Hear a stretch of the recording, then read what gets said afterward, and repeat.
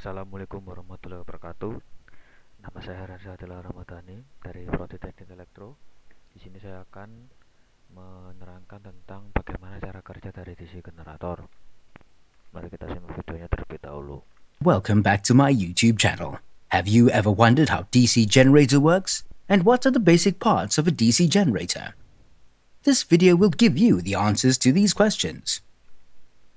We will start with the basic parts of the elementary DC generator. As you can see, the configuration of DC generator is pretty simple. The starter is a fixed part. Ya, jadi kita akan mulai dulu dari bagian-bagian dari DC generator dulu.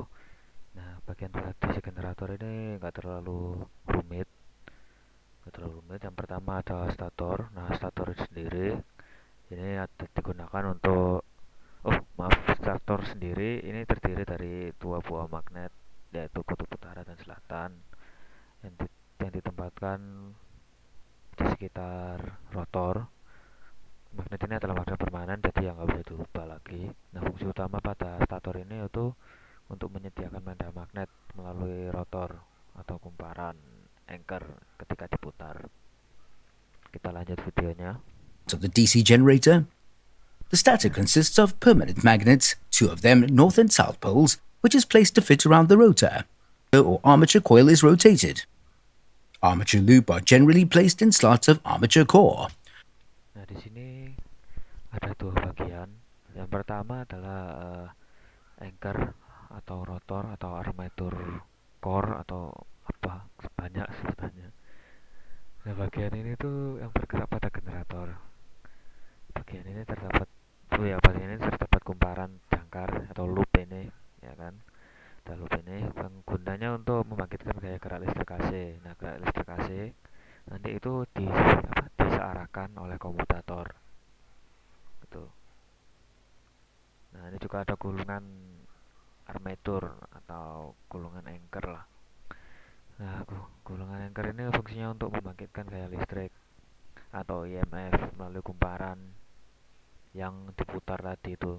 Tadi ketika diputar nanti, nah, kumparan jangkar ini yang membangkitkan gaya listrik tadi, sehingga memotong flux magnet yang dihasilkan oleh kumparan medan dari arah kutub utara melalui kutub selatan medan magnet. Jadi memotong flux magnet lah ini istilahnya. The armature coil is formed. Jadi ini pada golongan anchor tadi itu ya, ini membangkitkan gaya listrik tadi. Kita lanjut videonya lagi. By connecting several loops in the series. Armature winding is formed by connecting. Pada video kali ini nih, pada kumparan ini sebenarnya bisa dipasang seri atau paralel, cuman pada video kali ini dipasang seri. Several coils in series. Force EMF is induced in it. The split ring is a movable device used for reversing the polarity. Nah, di sini ada yang namanya split ring.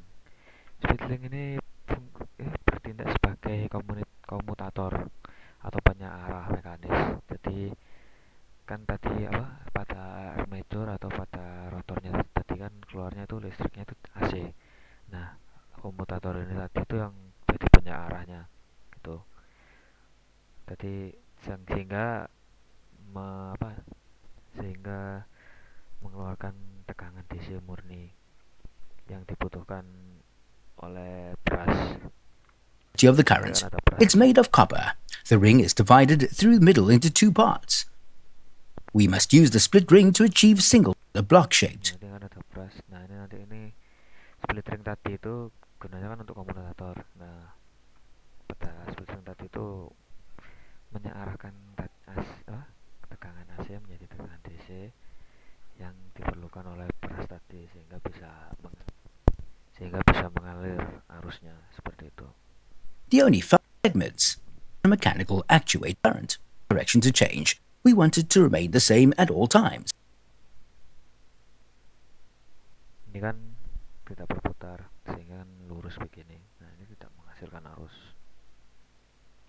Let's say in this direction. So, how do we do that? Now, to make sure that the current's direction remains the same, what we require is that these brushes constantly keep changing contacts between these wires for each half of rotation.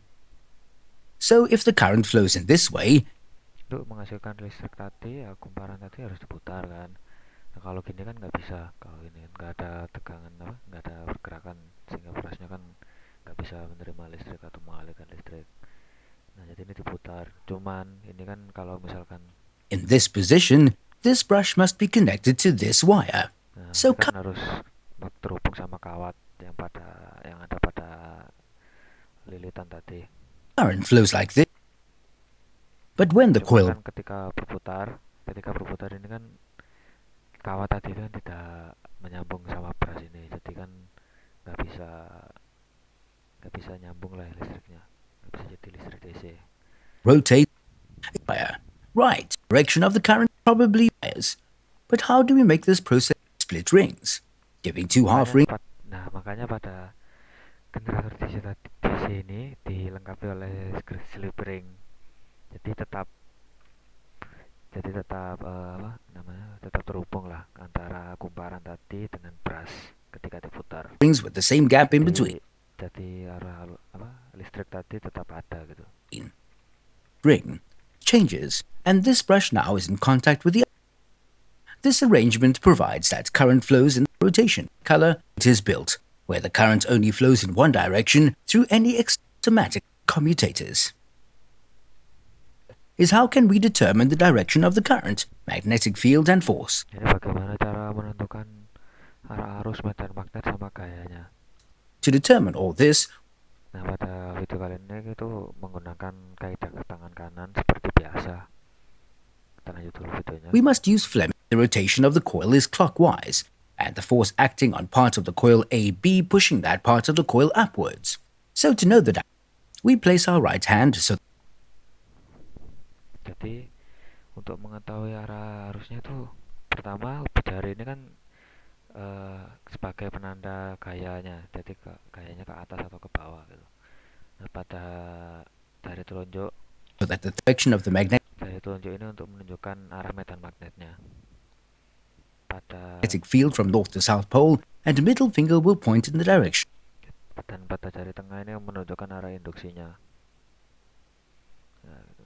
Kasus kita kan dari A ke B, jadi gaya putarnya itu ke atas, induksinya itu ke sana. Nah magnetic field atau medan magnetnya itu ke sana, ke kanan. Of the induced current in a part of the coil CD, we again use Fleming's right hand Pada CD juga sama, cuman rule. Cuman kali ini pada jempol, pada ibu jari ini gayanya ke bawah, putarannya ke bawah, induksinya ke keluar, arah medan arusnya sama ke kanan, seperti itu. So the rotation of the coil is the thumb points down, indicating the direction of the force, indexed finger or for the finger pointing in direction of the magnetic field from north to south, and the middle finger will point in the direction of the induced current, which is in this case from C to D. Ini arah induksinya dari C ke D pada jari tengahnya, sedangkan pada jari telunjuk tetap sama kan, dari utara ke selatan sama, seperti itu. Seperti itulah kaidah tangan kanannya. Conclude the induced current. The effect of the split ring commutator. Nah, split ring ini kan tadi untuk mengalirkan arus dari kumparan ini dari ke brush terus ke arusnya itu mengalir gitu. And DC generators Kita lanjut dulu videonya. is to ensure that the induced sends the amounts of induced EMF and T rep. Ini kan kumparannya ini kan berputar searah jarum jam. Nah, putaran ini itu kan positif kan, hitungannya positif. Jadi kita lihat pada grafiknya ini positif di atas seperti ini, positif. Nah, ini putaran tadi ini berpengaruh sama IMF tadi. Jadi semakin cepat putarannya, gelombang-gelombang ini tuh semakin tinggi. Ini bisa kita lihat, ini putarannya ini rendah. Represents time. Pelan lah putarannya. You will notice in the graph how the sine wave changes. Ini mulai sedang, putarannya sedang, kecepatannya sedang. Kita bisa lihat di sini. Gelombangnya semakin naik With rotational speed of the coil. The coil in this case has clockwise rotation. Increased rotational speed of the coil increases the Semakin cepat putarannya, semakin tinggi gelombang EMF-nya. Jadi semakin meningkatlah jumlah EMF yang diinduksi oleh generator ini. amount of induced. Ini keterangan pada kalau perlawanan arah jarum jam. Kalau perlawanan arah jarum jam berarti negatif. Bisa kita lihat pada grafiknya ini di bawah, ke bawah ya. Sama seperti tadi, semakin cepat putarannya, semakin tinggi gelombangnya. Cuman ini arahnya negatif, jadi semakin ke bawah. How the sine wave. Again, the increased rotational EMF has a negative sign. To conclude, the DC generator has.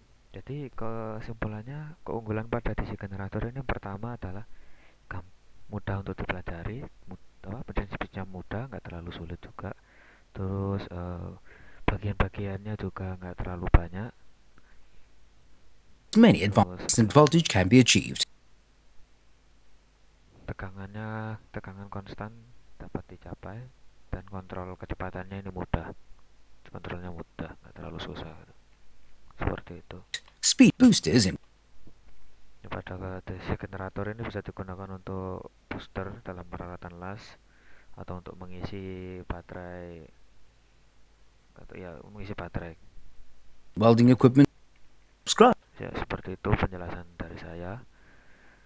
Terima kasih sudah menonton. Terus saya Rensyadil Ramadhani. Waalaikumsalam warahmatullahi wabarakatuh.